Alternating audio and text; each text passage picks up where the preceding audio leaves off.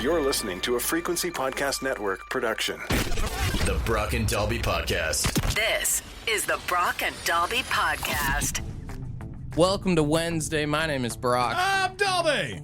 If you think the Toronto Maple Leafs suck right now, well, you haven't heard about the Sarnia Legionnaires. I feel like there's a discrepancy in the level between those two teams, but do tell. Sarnia Legionnaires, if you don't know, are a Junior B hockey team in the Greater Ontario Hockey League.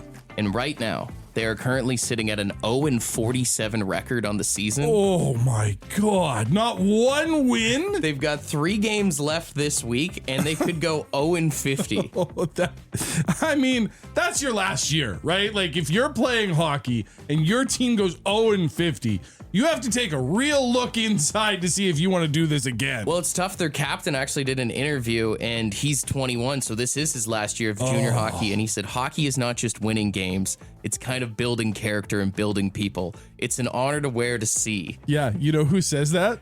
The 0-47 captain of the Sarnia Legionnaires. Like, I'm sorry, I know it's like 16 to 21-year-olds. I'm not trying to make anybody feel bad, but that's a historically rough stretch. They've already set the record for the league for the least amount of, or the most amount of losses, rather. So it's all gravy from here. It's all gravy. So they have a chance to, just go for the perfect winless season here. It's damn near impossible to go undefeated, but it's even crazier to go winless in a season. Yeah, who was it? The Detroit Lions did it in the NFL, and people were talking about it with the same reverence as talking about undefeated seasons. Dude, and check it out. Here's their stat line. In the whole season, they've only scored 79 goals. Damn. They've had 319 goals scored against them. That's a ratio right there. That's like beer league goal differential right there. That's tough, man. It's got to be so demoralizing to go out there game after game. Because at this point, I don't care who the coach is or what kind of motivational speeches he's given. There's no way those guys are pumped to play these games. Oh, man, going to the rink knowing you're going to take an L. If you've ever played sports before, you know when you're on a bad team. Oh, absolutely. I used to go to some tournaments up in the Northwest Territories, and we'd play against teams from like Alaska or Russia, and you'd be like, we're screwed. This is going to suck. I think the toughest part is like anybody who's ever played any sort of junior level of hockey never shuts up about it. Yeah. This is going to be the one group of guys that never talks about their junior hockey experience. Can I say there is potential for this to be worse for one group of people than it is for the Legionnaires, though? And that's if one team loses in one of these next 3 games. Yeah. Gives Sarnia their only win of the season. That's a tough bit of momentum if you're the other team trying to go into the playoffs. If you think about it, the Sarnia Legionnaires kind of got a Sudbury Blueberry Bulldogs kind of vibe. Would never lose again. Never lose again. They just need to bring in guys who hate losing, and next year will be better. This is the Brock and Dalby Podcast. It's time for Brock and Dalby's Draft.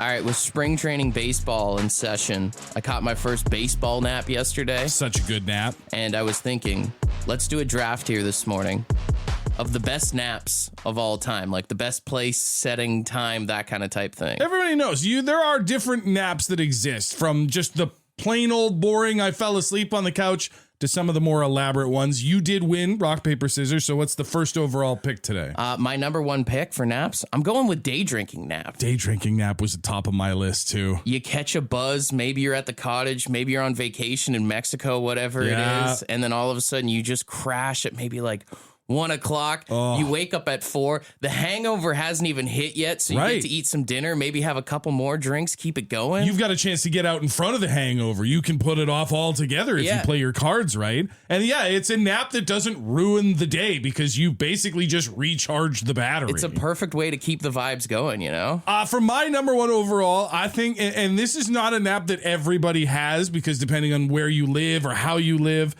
but an outdoor nap is just a thing of beauty. If you got like a covered porch or if you've got like a sunroom with the screens on or something like that, there's just something about taking a little 30-minute siesta with a little bit of sunlight and a nice breeze rolling through.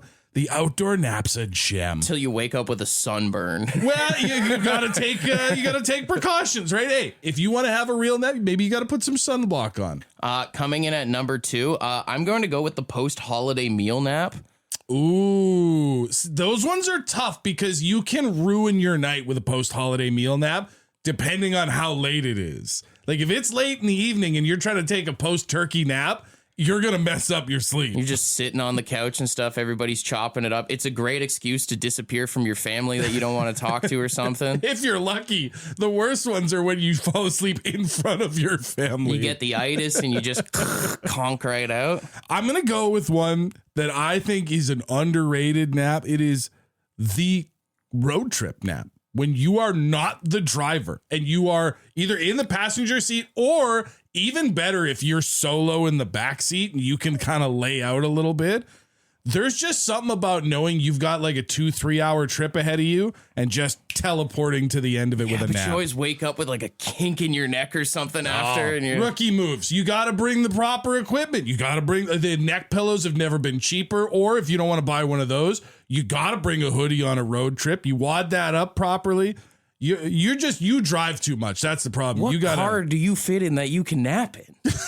That's what I'm wondering over here, man. Brother, the seat goes back and the kids are in the back seat. I got all the room I need.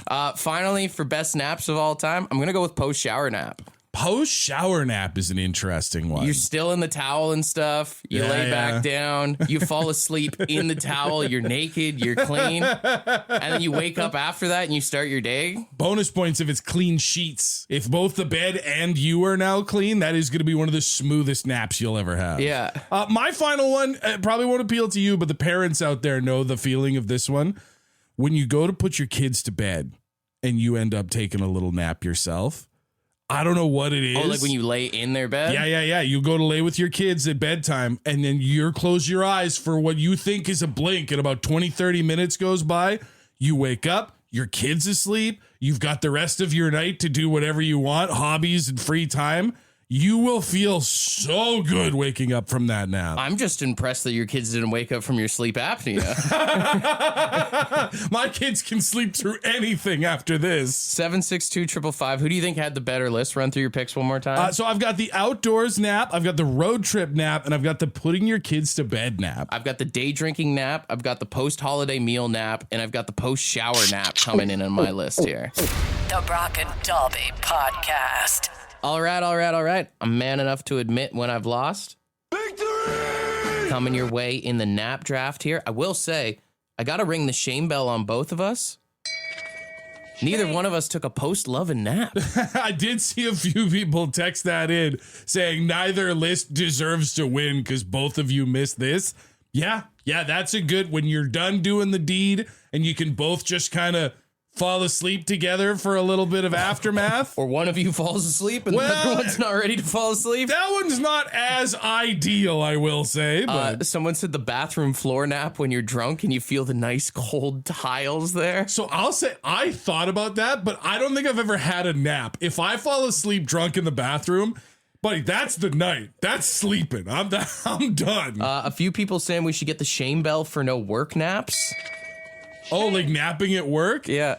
I mean, tough to nap doing what we do. I did get fired from a job once for napping when I was a teenager, so maybe there's a little bit of stigma in my mind. If you can pull it off at your job, it's beautiful. Get that 10 minutes in and it feels like an hour. Anytime you can get paid to do something like napping is a good day. We got Ashley on the line. Ashley, you were saying you like the sick nap? Or even like if you come home sick from work and nobody's the Brock and Dalby home, and it's just like peaceful. You don't have to worry about anybody for a while. I do love when you're sick. I do love when you're sick and you get like one of those fever naps where you don't even know what time it is and you're sweating like uncontrollably. You lose a little bit of weight during it too. It's kind of like a workout. I came home sick the other day and I slept for a good 4 hours. I woke up and I'm just like, oh my God, what day is it? That was wonderful. If you need to catch some Z's, all you need to do is have someone cough in your face, you know? Yeah. Yeah, just I can lend you my kids if you ever need some time off. No problem. The Brock and Dalby Podcast. The Brock and Dalby Podcast. Is it real? Is it fake? Do we even care? Let's find out. All right, we've done a real or fake before of the best Canadian towns or the funniest Canadian towns before, but I came across a list of some of the funniest names of bodies of water here in our country. So this is like lakes, rivers, streams, bays, whatever. If there's water and someone named it. I need you to tell me, is this a real or fake body of water in Canada? Okay. All right. First one we'll start off with is Big Ass Lake. Big Ass Lake? You know what? That feels real. It feels like a real one. In Nova Scotia, Big Ass Lake. Is it short, or does it mean anything, or is it literally just that's a big ass From lake? what I looked up, it's actually not that big. And I couldn't find the reasoning on the name other than it was just named that in 1953. I would actually prefer that Big Ass Lake was not that big. Next here, we've got Flesh Lake. Flesh Lake? Flesh Lake. Oh, that's too much like Fleshlight. I'm going to say fake. That one is Oh, fake. God. Imagine going for a dip in Flesh Lake. We've got Crotch Lake. Crotch Lake, on the other hand, feels just weird enough to be a real one. That is real. That's just about an hour north of Kingston. Ooze Lake. Ooze Lake? Like Teenage Mutant Ninja Turtles, Secret of the Ooze? OOZE. Oh, it's probably real, but that's gross. I'll say real. That is real. That's a little spot out in Algonquin. Again, is it polluted? Is this a warning or just a name? Apparently, it's a good fishing spot from what I was reading, actually. Yeah, giant mutant fish, maybe. Fish from Springfield with the 3 eyes. All right, we've got Backdoor Lake. Backdoor Lake? This is maybe the one I'm most conflicted about. I'm gonna say I think it's fake. That is fake. Damn, I could see it though. Like I could 100% see that being a lake name. Mother's Milk Bay. Mother's Milk Bay? I feel like maybe I've heard of this. I'm gonna say real. Oh, you got me. No, that's just your fantasies. That's just, I've heard of it, but not from outside. Another lake? Sorry, is that you're telling me the setup, or is that the name? No, that's the name. Another lake. Please be real. That is real. You know, someone was out doing some expeditioning. It was another lake. Come on. And another lake? Absolutely real. That is real too. They're both within distance of each other in BC. There's another lake and another lake. Sometimes you just run out of ideas, you know? Hey, where are you? We got our spot. I'm at another lake. No, I'm at and another lake. Oh. All right, final one here. Go Home Lake. Go Home Lake? Fake. That one is real. Really? That is out in the Muskokas. And when you get there, everybody that lives around it says, go home. I just like to imagine that when, people were coming over from Europe here, I'd like to think that the people who inhabited this land first were trying to tell them to go home. And everybody thought that that was just the name of the body. That's probably what it was, wasn't it? You know in Ace Ventura, when Jim Carrey climbs out of the rhino's butt? Yeah. Well, the butt rhino from Ace Ventura has now officially gone up for auction. There's some guy that bought it years ago, and he's auctioning it off right now. It's starting at $4,000 right there. Apparently, it comes with the chair on the inside and the remote controls and everything. Okay. And you can buy this thing for yourself. 4,000 seems low. I think my biggest thing is, where do you put it? What do you mean, dude? Where would you put it? In your house right now, where would you have room for a full prosthetic rhino? I park that thing downtown. I get one of those permits that hot dog vendors have. I charge people $30 a photo to take that. I could make my $4,000 back in like a weekend. I guarantee you. I think you could probably get people who would want to, but at the same time, I would be really nervous about letting strangers get inside my $4,000 rhino.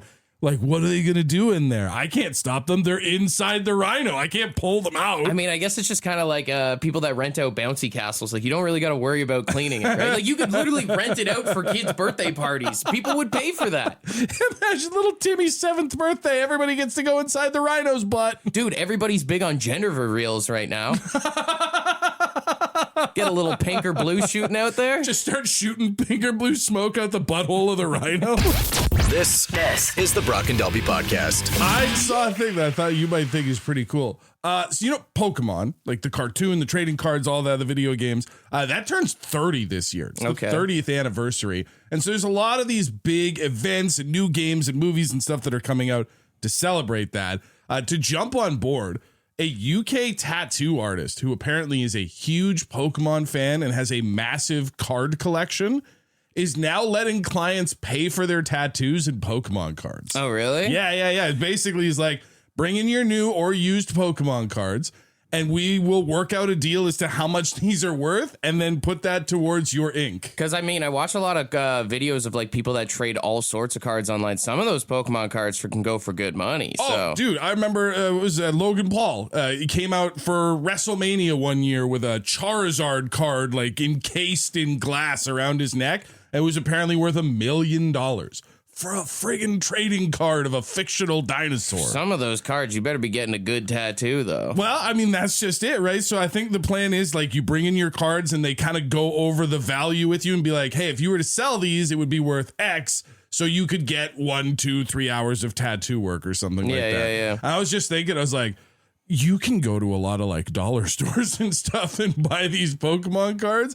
You never know. You could get like a full sleeve for like $8 depending on how you play this cards whole thing. Yeah. And also, if you were the kind of person that collected these cards 30 years ago and your mom didn't throw them out, you might be sitting on a treasure trove. Dude, if anybody starts taking hockey cards, I could finish off my sleeve pretty nicely. Man, I have so many hockey cards that are just, because of the way that they were like printed and distributed in the 90s, they're worth absolutely nothing. Oh no, I got books and books of them in sleeves like at home, man. My old man used to collect them and like binder them up for me. And so I have like one of the closets in my house is just full of hockey card binders. And I'm telling you, if we ever decide that the American dollar or the Canadian dollar, any of that stuff stops being what we use as currency and we go to hockey cards, brother, I'm rich. Oh, I got a few Yormer Yager rookie cards that I know are worth something, that's for sure. You're the new Elon Musk if hockey cards become currency. Yeah.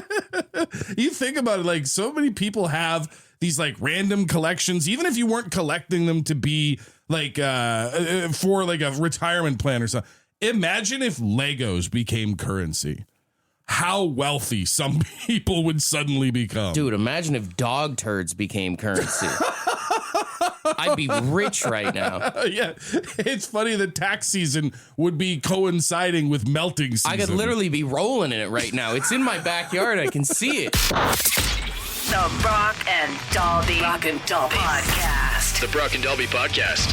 Josie, what's something that you have so much of, if it became currency, you'd be absolutely rich? Bud, that's dog hair for sure. I have 3 of them. And currently right now with the weather change, one's a golden retriever. What do you want? I'm selling shares right now. It's like Bitcoin. It's going nuts on the stock market.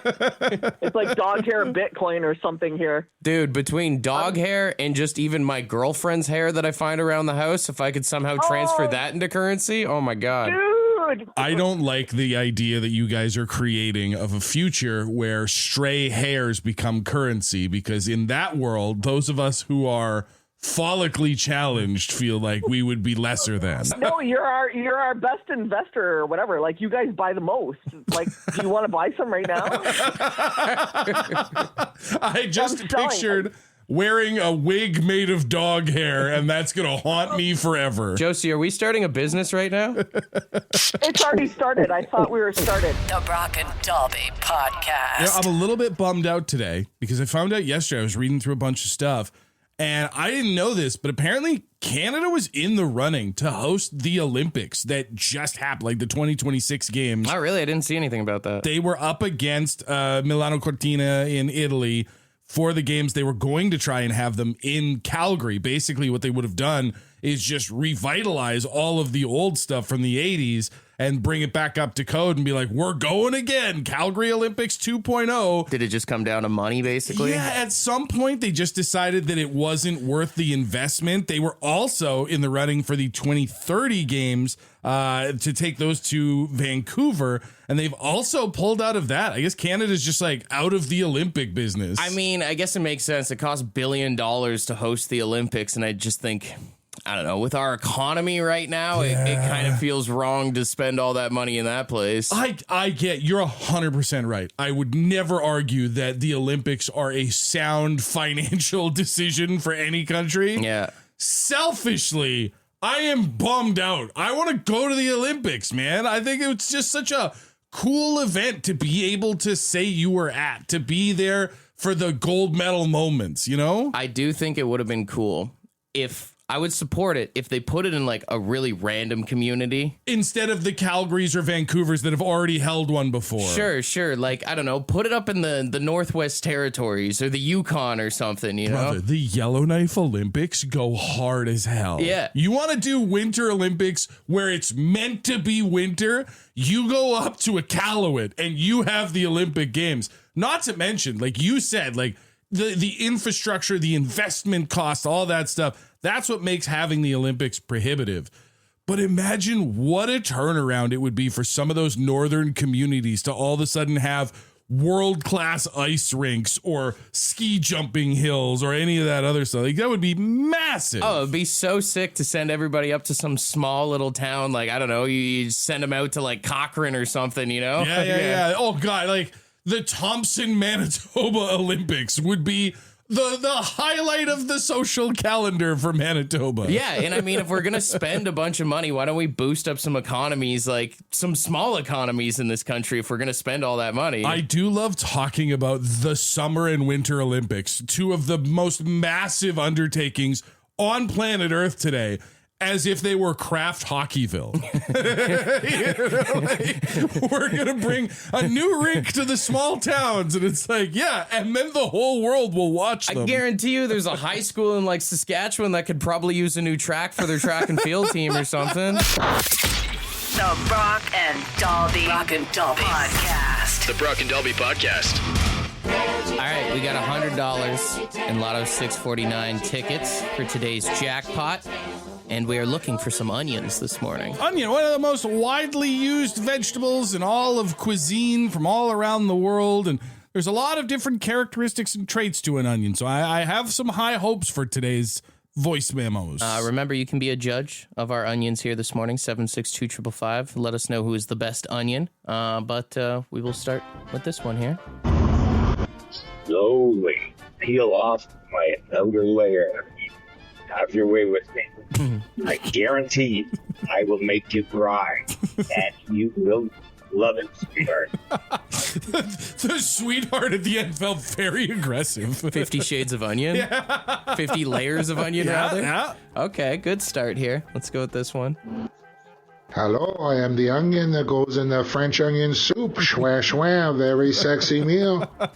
You know, it'd been a few days since we had a French accent in Veggie Tales. Yeah, ever since Claude the Carrot won early in the week, people have been trying to do the French trick. Okay, let's keep it going here.